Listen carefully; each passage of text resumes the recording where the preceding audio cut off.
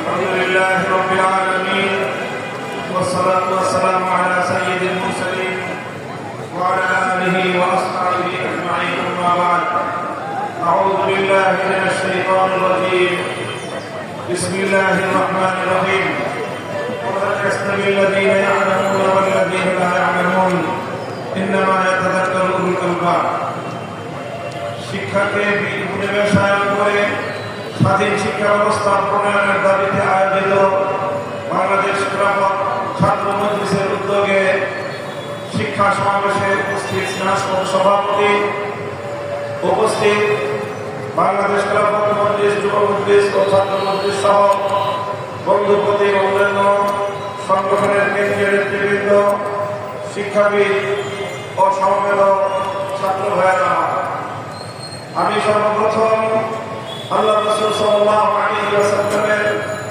একটি ঐতিহাসিক সুন্নাতের অনুসরণে শুকরিয়া আদায় করছি। আল্লাহ নবী বিদায় হজের সময় বলেছিলেন, মনজিলুনা গাদান হাইতু বানি বিনাতা ইনশাআল্লাহ হাইতুল্লাহ সামাআল কুবুর।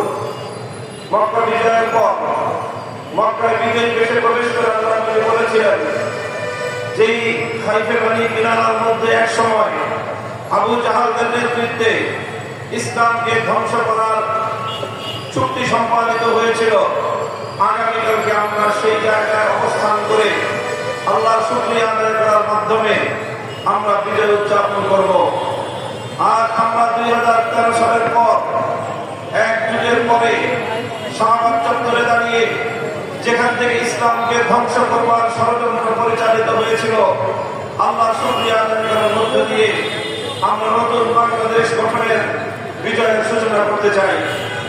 সংগ্রামী সাথী ও বন্ধুরা, সেই সাথে বলতে চাই, এই শাহবাগ চত্বরে দাঁড়িয়ে আমি আজকের অন্তর্বর্তীকালীন সরকারের কাছে সুস্পষ্টভাবে দাবি জানাতে চাই, এই শাহবাগ চত্বরকে কেন্দ্র করে এই গণজাগরণের নামে বাংলাদেশকে বিভক্ত করবা, বাংলাদেশের স্বাধীনতাকে বিপন্ন করবার চক্রান্তের বিরুদ্ধে রুখে দাঁড়িয়েছিল যে শাপলা চত্বর, সেই শাপলার শত শহীদানের আজও পর্যন্ত রক্তের কোনো প্রতিবিধান করা হয়নি। এখনো পর্যন্ত শাপলা চত্বরের বীর শহীদদের হত্যাকাণ্ডের জন্য কোন রাষ্ট্রীয় উদ্যোগ আমরা লক্ষ্য করতে পারছি না। আমি স্পষ্ট ভাষায় দাবি করতে চাই, একটি স্বাধীন তদন্ত কমিশন গঠনের মধ্য দিয়ে শাপলা চত্বরের সকল হত্যাকাণ্ডের জন্য স্বৈরাচারী খুনি শেখ হাসিনা সহ তার শাপলার সকল সহযোগী খুনিদেরকে অতি দ্রুত আন্তর্জাতিক অপরাধ ট্রাইব্যুনালে মামলা দায়েরের মাধ্যমে বিচার ব্যবস্থা নিশ্চিত করতে হবে। আমি ঢাকা বিশ্ববিদ্যালয়ের প্রবেশদ্বারে দাঁড়িয়ে স্মরণ করতে চাই নবাব স্যার সলিমুল্লাহদেরকে, যাদের ত্যাগ এবং অনুদানের ভিত্তিতে প্রতিষ্ঠিত হয়েছিল এই ঢাকা বিশ্ববিদ্যালয়। ঢাকা বিশ্ববিদ্যালয় কর্তৃপক্ষের কাছে আমাদের দাবি থাকবে, আমরা আবেদন করছি না, এখন থেকে আমরা দাবি করছি, আপনারা আমাদের দাবিগুলোকে কিভাবে মূল্যায়ন করেন আগামী দিনে সেটা আমরা পর্যালোচনা করব। আমরা মূল্যায়ন করে আগামী পদক্ষেপ এবং আমাদের কর্মসূচি আমরা নির্ধারণ করব। আপনারা রবীন্দ্রনাথের গান গান, অথচ নবাব সলিমুল্লাহদেরকে আপনারা ভুলে যান। এই ধরনের আদেলগিরি বাংলাদেশে আগামী দিনে বরদাস্ত করা হবে না। আমরা অন্তর্বর্তীকালীন সরকারের কাছ থেকে তারা এদেশে ইসলামী শাসন ব্যবস্থা প্রতিষ্ঠা করবে এই ধরনের দিবাস্বপ্ন আমরা দেখি না। তবে আমরা স্পষ্ট ভাষায় বলতে চাই, আমরা ইসলামী রাষ্ট্র প্রতিষ্ঠার জন্য যে আন্দোলন যে সংগ্রাম করছি, আমাদের পথে বাধা হয়ে দাঁড়াবার কোন দুঃসাহস যেন আপনারা না দেখান। আমাদের কার্যক্রমকে ব্যাহত করে এমন কোন পদক্ষেপ আমরা বরদাস্ত করব না। ইসলামিক ফাউন্ডেশন সহ ইসলামী প্রতিষ্ঠানগুলোকে ইসলামের মূল ধারার বিপরীতে পরিচালনা করবার দুঃসাহস আমরা বরদাস্ত করব না। আমাদের একজন প্রতিনিধি রয়েছেন, ধর্ম উপদেষ্টা, ধর্মীয় সকল প্রতিষ্ঠানগুলোতে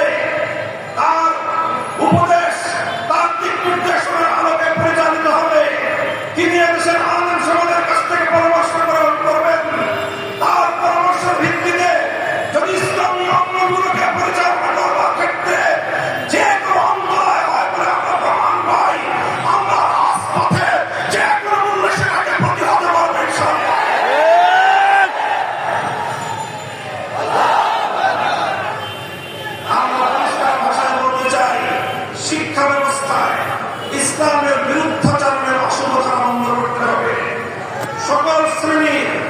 সকল শ্রেণীর শিক্ষা ব্যবস্থায় প্রতিনিধিত্বশীল ব্যক্তিবর্গের মাধ্যমে নতুন শিক্ষা ব্যবস্থা প্রণয়নের উদ্যোগ গ্রহণ করতে হবে।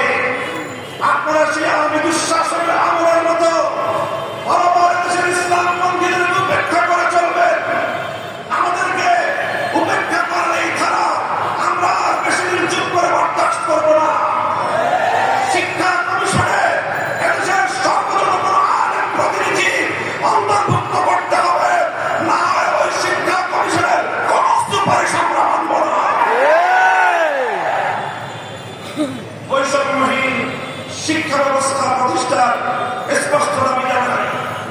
আলিয়া মাদ্রাসার শিক্ষার্থীরা তারা জাতীয় শিক্ষা ব্যবস্থায় জাতীয় সকল চাকরি বাকরির ক্ষেত্রে বৈষম্যহীন সুযোগ সুবিধা চায়। এক্ষেত্রে মেধার ভিত্তিতে সকলের জন্য সকল ব্যবস্থায় যত ধরনের বৈষম্যমূলক নীতি রয়েছে, বৈষম্যমূলক ব্যবস্থা এবং আইন রয়েছে, সেগুলোর বিলোপ করতে হবে।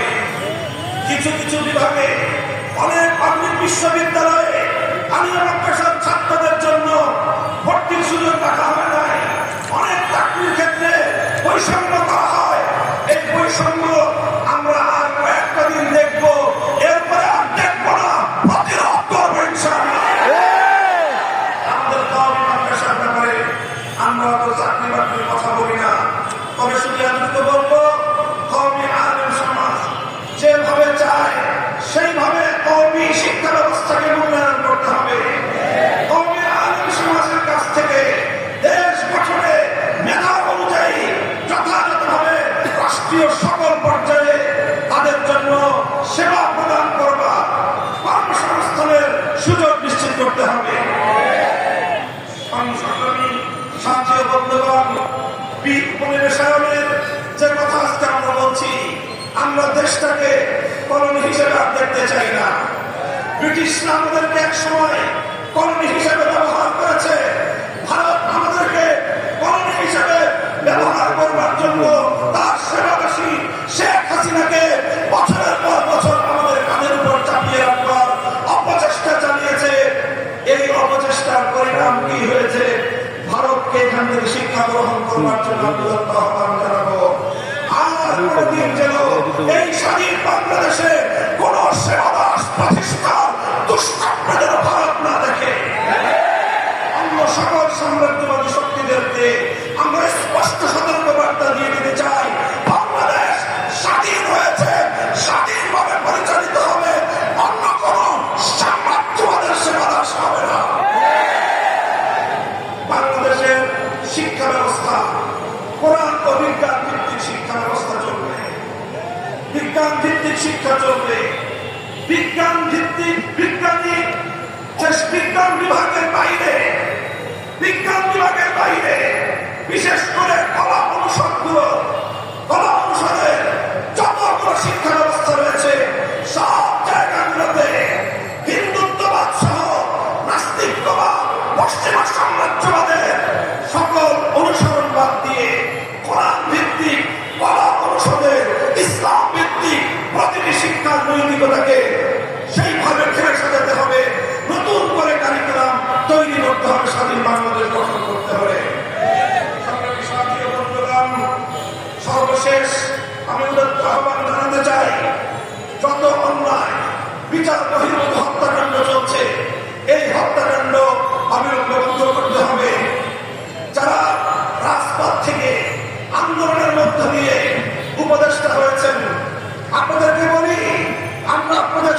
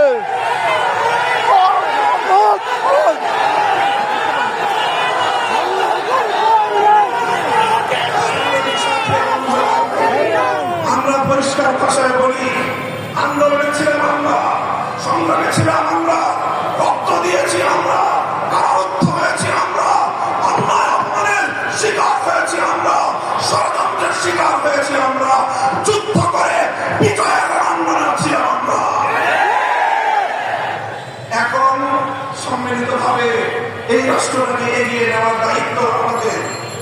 আমরা সহযোগিতা করতে চাই, গায়ে পরে সহযোগিতা করতে চাই। আমাদের গায়ে পরে সহযোগিতা যদি পায়ে ফেলতে চান, সে পা ফেললে গুড়িয়ে দিতে এক মুহূর্ত আমরা বিলম্ব করব না। আল্লাহ পাক রব্বুল আলামিন এই বাংলাদেশকে একটি সুন্দর সমৃদ্ধশালী একটি বাংলাদেশ হিসেবে এগিয়ে নেওয়ার তৌফিক দান করুন। আমরা পরিষ্কার ভাষায় বলি, আমরা ইসলামী রাজনীতি করি, এদেশে খেলাফত রাষ্ট্র ব্যবস্থা প্রতিষ্ঠার জন্য আমাদের জীবন যৌবনকে আমরা উৎসর্গ করতে চাই। আপনারা কে কি রাজনীতি করবেন আপনাদের বিষয়। আমরা আমাদের আদর্শ আপনাদের উপর জোর করে চাপিয়ে দিতে চাই না, কিন্তু আমাদের রাজনীতির প্রতি যদি কেউ বৈষম্যমূলক দৃষ্টিভঙ্গি নিয়ে তাকাবার চেষ্টা করেন, চোখ উপড়ে ফেলবো। আমরা কারো করুণা চাই না, অধিকার চাই। ভিক্ষা চাই না, আমরা অধিকার চাই। অধিকার যদি সহজে না দেয়, অধিকার আদায় করে নিতে পারি। রক্ত দেই, অধিকার আমরা আদায় করে। আমাদের এই কথাগুলো, আমাদের অবস্থান এবং আমাদের এই বাংলাদেশের গণমানুষের সঙ্গে আমাদের রিলেশনটাকে নতুন করে পড়ে নেবেন। যদি কেউ যদি আমাদের ব্যাপারে অন্য কোনো ভাবনা ভাবতে চান, তাহলে আপনাদেরকে রাজপথে মোকাবেলা দাওয়াত থাকলো।